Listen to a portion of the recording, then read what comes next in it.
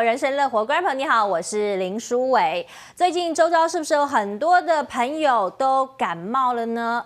感冒，其实我们就不用太担心。但是如果是流感的话，可能就要非常的担心。可是你知道吗？感冒跟流感到底要怎么样分别呢？我们今天就要请教一下专家哦，到底怎么样去有这样的敏感度，知道说是不是流感，赶快去筛检，赶快做最好的治疗哦。那如果讲到感冒的话呢，其实有一种感冒是很难治的，就是咳嗽。咳嗽有好多种哈，我们怎么样去对症下药呢？今天也来请教一下专家，来看看今天的健康顾问团。首先欢迎的是小儿科医师陈慕容医师，欢迎。大家好，我是柚子医师陈慕容医师。还要来欢迎美丽的营养师谢宜芳老师。淑伟好，来宾好，各位观众大家好。专业的中医师杨素清医师，大家好，我是中医师杨素清。还有2位健康陪审团，首先欢迎的是钟志。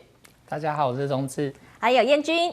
大家好，我是燕君。好，最近真的是周遭很多人都戴着口罩了哈。一方面有可能是担心自己会被传染，传染感冒也好，传染流感也好哈。那戴口罩的方式到底怎么样才是真的可以保护到我们，保护到别人呢？可能很多人最近在网络上就有看到一种说法。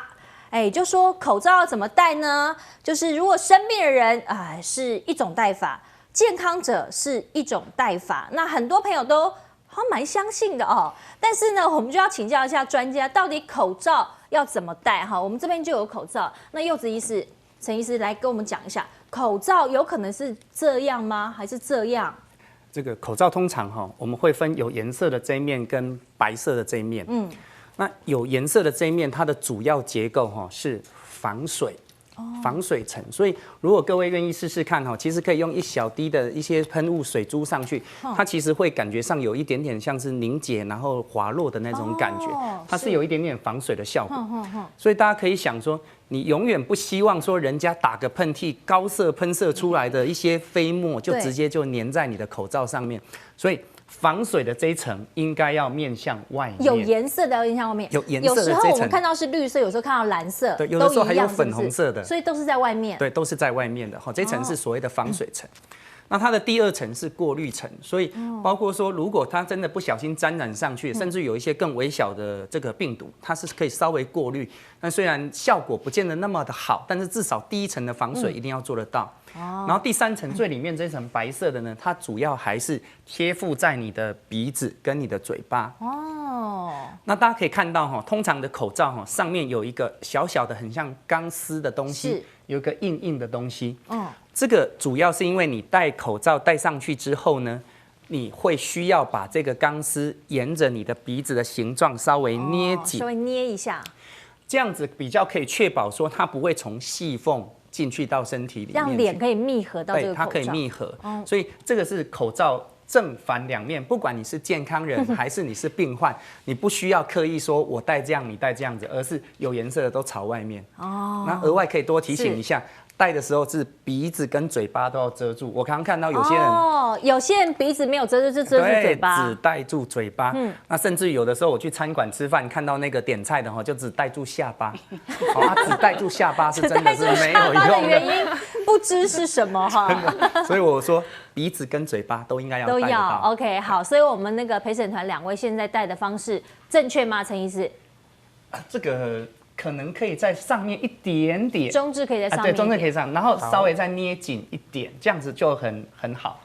这样子我想隔离的效果就不错了。那他如果是把白色往外戴的话，它就几乎没有防水的效果了。对，因为白色这一层它是没有防水的效果，所以想也知道。人家打个喷嚏或者是咳个嗽，那个飞沫传染就直接就粘在你的这上面，是，其实效果就已经很差了。这一般就是所谓的手术外科用口罩嘛，一般医生在做外科执行手术的时候会用这个，所以它如果有一些水啊、血啊什么的，也会有隔离的效果。有一些隔离的效果。那需要戴到 N95 吗？N95当然我们说隔离的效果绝对比这个一般外科口罩来的好啦，但是我觉得不理想，因为太闷了，太闷了，真的你戴了一整天头昏脑胀，那个整个工作效率也都不会太好的。OK， 好，所以我们提醒观众朋友，你如果要戴口罩的话，正确的方式才能保护自己，才能保护别人啦。好，那请问一下燕君或者是志忠，你们家里有没有最近有人有感冒或流感啊？中治有吗？有我主管，流感，哈，对，但是他还是坚持要上班，对，然后可他确定是流感吗？对，他有去筛检是不是？好像有，他还说有这么严重吗？那你们应该隔离他啊。大家就很害怕，对吧？因为我2个同事刚好就是怀孕，他就跟主管说，如果你不走的话，那我们走。对，就大家都很害怕。那你主管有戴口罩吧？有，对。所以他的流感的症状不明显，是不是？他好像就说他发烧，然后拉肚子吧，然后全身就无力之类的。哦，对。这通常这种应该就是要在家休息了吧？应该在家休息比较好。对呀，他这样子出去的话，他即便戴了口罩，也有可能还是会会传染传染给别给别人人啊。哦，对啊，所以大家就都很害怕。也不要跟他握手了吧？我们都离他远远的。所以后来你主管多久康复了？好像隔了好几天吧。哦，OK，好。那燕君，你们家有人？我有2个朋友都还蛮夸张的。第一个是他感冒了1个月，然后都烧瞎，完全讲不出话来。那另外一个是他2个月里面都一直上吐下泻、盗汗，然后咳嗽、发烧什么都有。就是他一直采用自然疗法，都不去看医生。对，还好我们都是透过 Facebook 聊天而已，没有真正的接触。所以像这种就是咳一个多月的这一种，的确啦，就是它可能会变成慢性的一种。这个咳嗽的状况，所以旁边的人，因为尤其是在流感肆虐的时候，只要有人有一些比较像感冒症状的话，其实旁边人都会很警觉，都会有点担心了哈。那我就要先请教一下这个宜芳老师，就说前一阵子流感肆虐的时候，很多人想说，那流感肆虐的时候该吃什么？因为每个人流感的好像症状也不太一样啦。煮粥是一个好方法吗？对，其实网络有一个应该是大家的流传，就是说有个医生就在讲说，感冒的时候，如果你拉肚子的话呢，尽量不要吃粥因为吃粥会卫生过多。其实应该这样讲，就是说。如果一个人有腹泻的时候呢，什么样的食物最适合？就是稀饭上面那层，我们台湾话叫暗，黑了抹黑了暗。对，好，为什么呢？因为它是一个比较能够分解一些淀粉的，等于是说它里面是比较煮的小分子的淀粉。那光是暗还是不够，通常我们在临床就是叫做米汤嘛，临床上我们通常给病人喝米汤，可是米汤里面都会加一样东西，那就是盐分。好，为什么加盐呢？因为盐里面含有钠。像米汤里面的葡萄糖，如果要进入肠道的时候呢，一定要有钠才会被吸收。所以你光是米汤是没有办法补充水分，所以一定要加点盐巴才可以。那盐巴要加多少呢？就跟我们眼泪的咸度差不多，就等于是生理食盐水的咸度。那蛮咸的。这样子才会比较能够帮助我们能够把我们的葡萄糖能够真正吸收。所以其实因为我们喝米汤的目的就是说能够希望我们肠道赶快恢复正常，或者说让我们水分能够吸收的更好。如果没有钠的话，其实吸收能力并不会很好，所以一定要是就是米汤里面加点盐巴。那甚至我们常老人家说如果说我们今天拉肚子的话，要吃稀饭配酱瓜，这是非常有道理的。稀饭一定要配酱瓜，为什么？因为酱瓜里面才有钠。了解，所以他要把钠提高就对了。对，那因为酱瓜里面最主要是钠多，但是又没有油，所以对拉肚子的人其实最好的食物。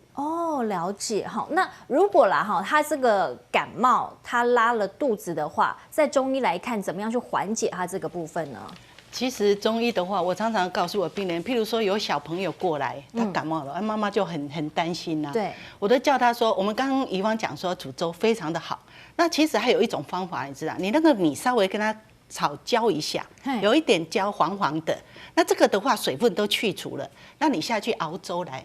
那熬粥这个给小孩子吃非常好，为什么？因为我们要补我们的肠胃嘛。你今天的话，你今天你肠胃功能不好的嘛，我们中医讲说，你这个肠胃功能不好，你脾虚的，所以你湿邪就在里面，所以就会泄嘛。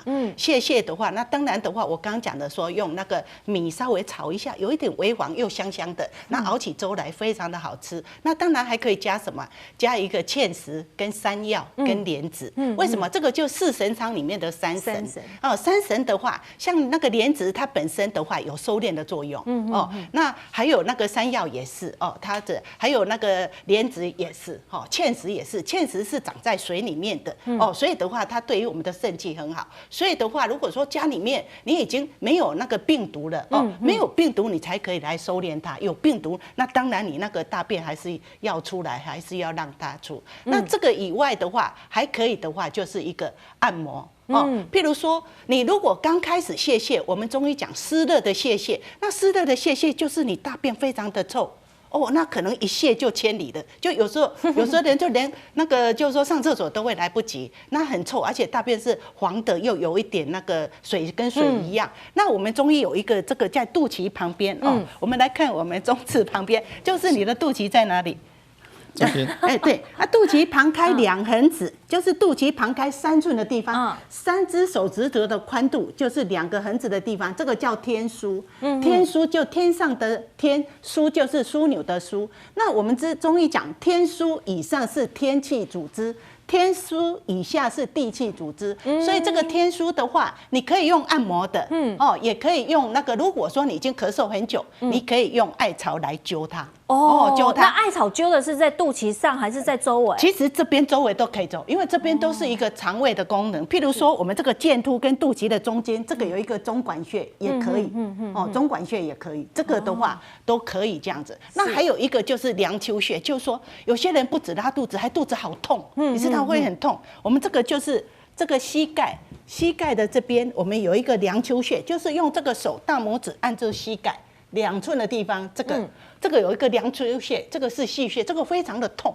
这个地方你按压3到5分钟，其实对于你那个拉肚子也是有帮助的，也是有帮助的哈，可以运用一些穴道。那但是一般的民众就是会傻分不清楚感冒或者是流感，它最大的不同会是什么？